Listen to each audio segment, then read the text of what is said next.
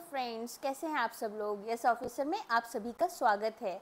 दोस्तों, जैसा कि हमने अपनी क्रैश कोर्स सीरीज स्टार्ट की है और उसका फर्स्ट चैप्टर हम कर चुके हैं, आज हम लोग उसके सेकंड चैप्टर के ऊपर फोकस करेंगे। आई होप आपके फर्स्ट चैप्टर के सारे डाउट्स क्लियर हो चुके हैं और अब हम बढ़ते हैं हमारे सेकंड चैप्टर, जो कि है retail banking role within the bank operations. इस चैप्टर में हम बेसिकली बिजनेस मॉडल्स के बारे में पढ़ने वाले हैं जो हमारे बैंक्स अपना अप्लाई करते हैं। तो देखते हैं चलिए दोस्तों कि क्या क्या आज हम पढ़ने वाले हैं।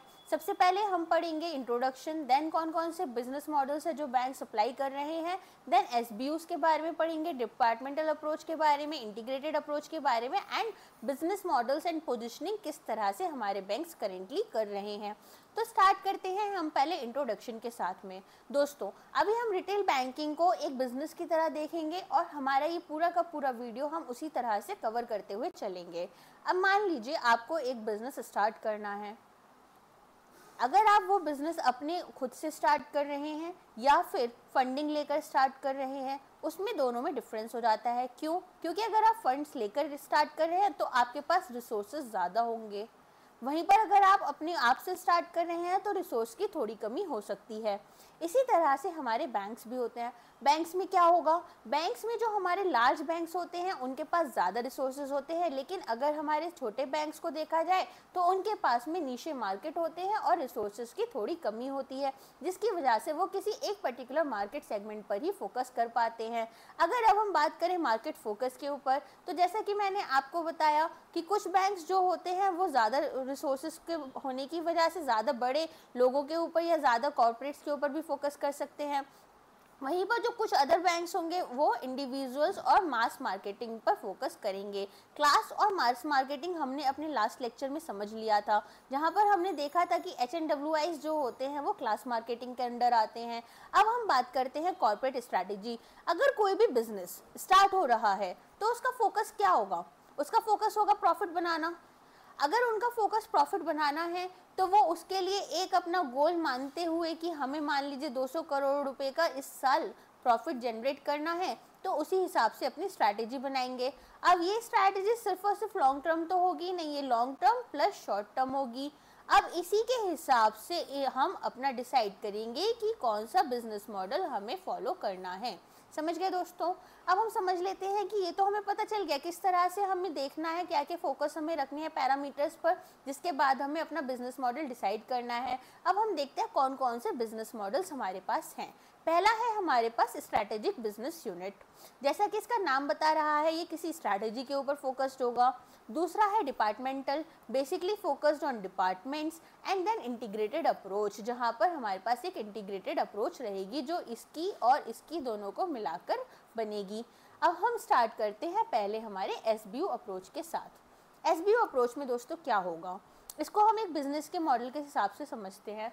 मान लीजिए रिलायंस ने अपना एक ट्रेंड्स करके बिजनेस खोला जो कि ऑफलाइन क्लोथिंग में फोकस करता है।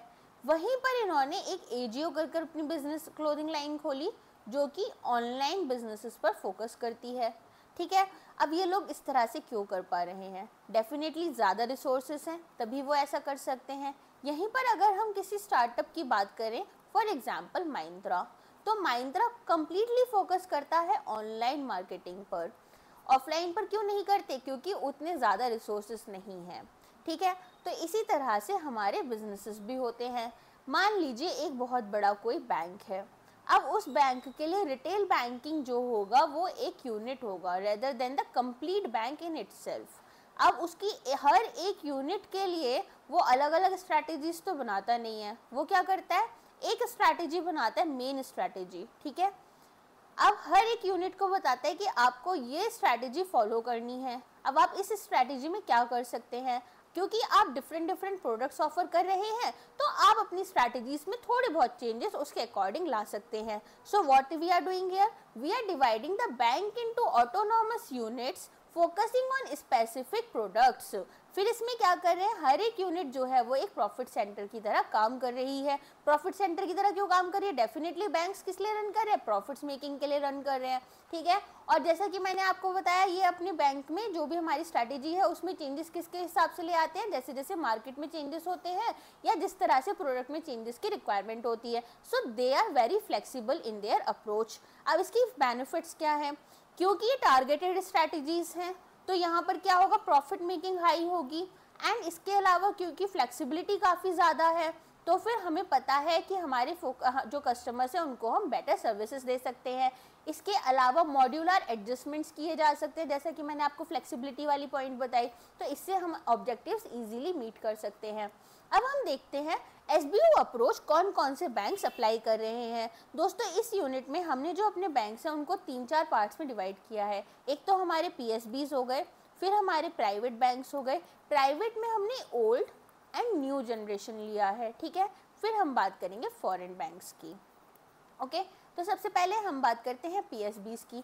पीएसबीज में अगर देखा जाए तो अगर हम टॉप 5 बिजनेसेस की बात करें, जो टॉप 5 पीएसबीज की बात करें, उनमें से एक ऐसा पीएसबी है जो कि एसबीओ अप्रोच को फॉलो कर रहा है अपने बिजनेस मॉडल में, ठीक है। अगर हम बात करें न्यू जनरेशन प्राइवेट बैंक्स की, तो हमारे जो न्यू जनरेशन प्राइवेट बैंक्स हैं वो अपने स्टार्ट से ही इस तरह की अप्रोच के ऊपर फोकस करते हैं ताकि उनके पास में बेटर प्रॉफिट्स बन पाएँ, ठीक है।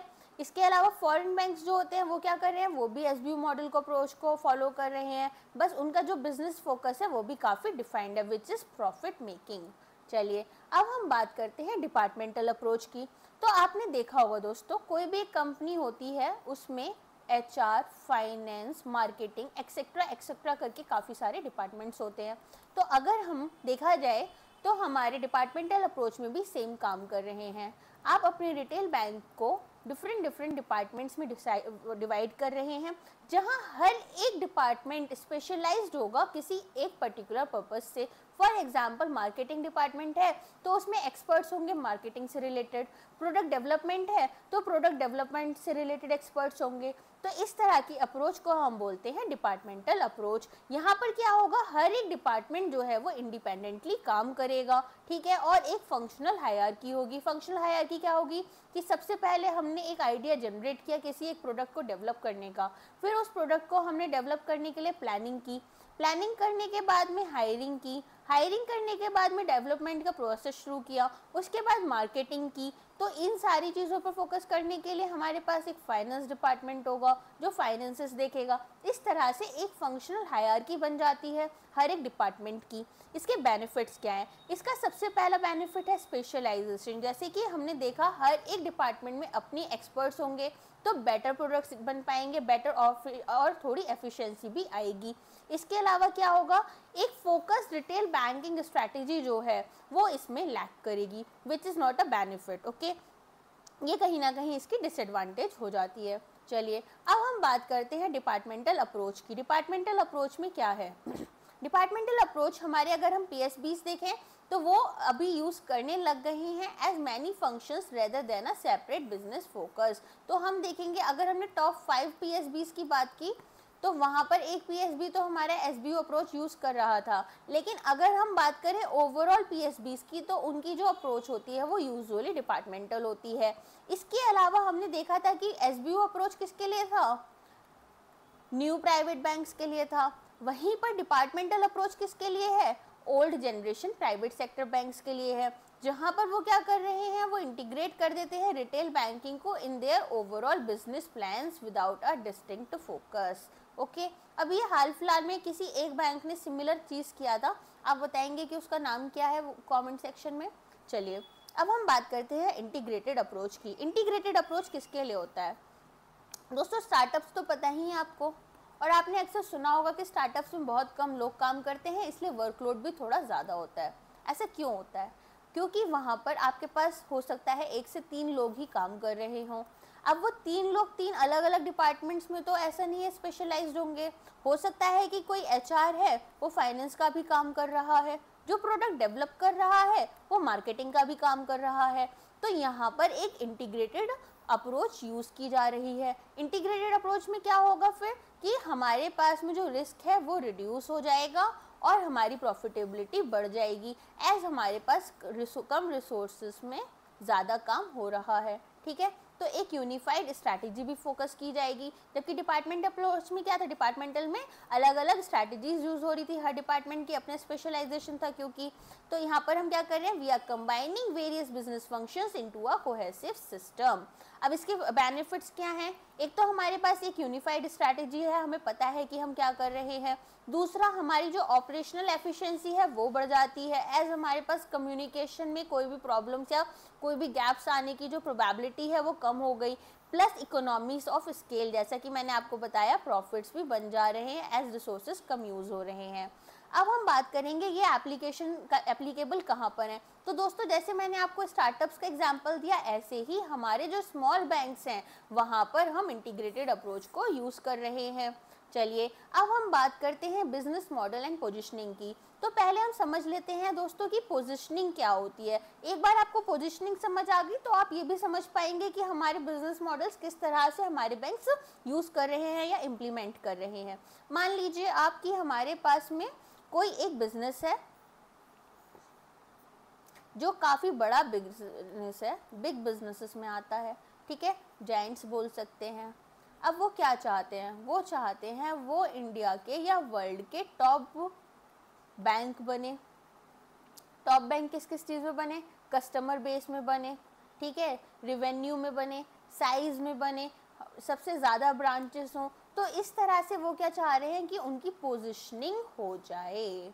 ठीक है, वहीं पर कुछ बैंक्स, फॉर एग्जांपल हमारे फॉरेन बैंक्स, उनका सिंपल फोकस क्या होता है कि हमें प्रॉफिट्स अर्न करनी है। हमें क्या करना है, हमें प्रॉफिट्स मेकिंग करना है। हमें ये नहीं है कि हम दुनिया के सबसे बड़े बैंक हो या हम इंडिया के सबसे बड़े बैंक हो, हमें क्या करना है, प्रॉफिट्स बनाने हैं। अगर हम प्रॉफिट्स कमाएंगे तो हम धीरे धीरे करके खुद ही टॉप में आ जाएंगे।